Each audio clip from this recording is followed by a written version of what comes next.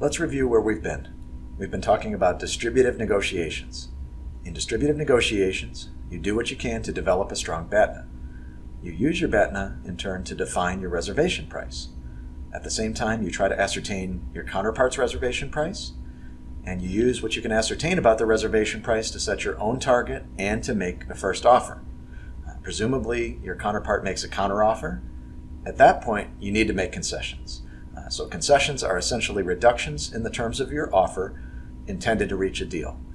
Concessions are not something optional. They're something you have to do in a negotiation.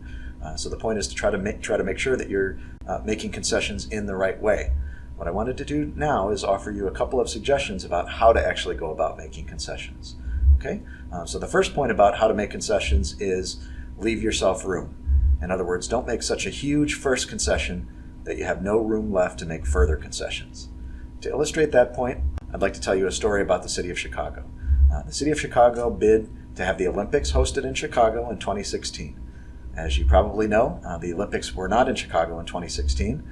There were a variety of issues that contributed to that outcome, but one was a major negotiation blunder by the mayor of Chicago, Mayor Daley. Mayor Daley and the Olympic Committee, early in the planning process, were meeting in a smoke-filled room. The Olympic Committee expressed concern to the mayor that if the Olympics were in Chicago, they would lose money. Mayor Daley said, "Not a problem, we gotcha. We will cover up to $300 million worth of losses." As you can imagine, Mayor Daley expected that information to kind of stay within the smoke-filled room. As you can also imagine, it did not stay within the smoke-filled room. Shortly thereafter, it appeared in the newspaper, and all of the city of Chicago learned about this gigantic concession. And in fact, they were so incensed by the size of the concession that there was no room left for the mayor to make further concessions.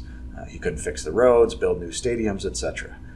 So this illustrates the point that you don't want to make such a humongous concession early in a negotiation that you have no room left to make subsequent concessions.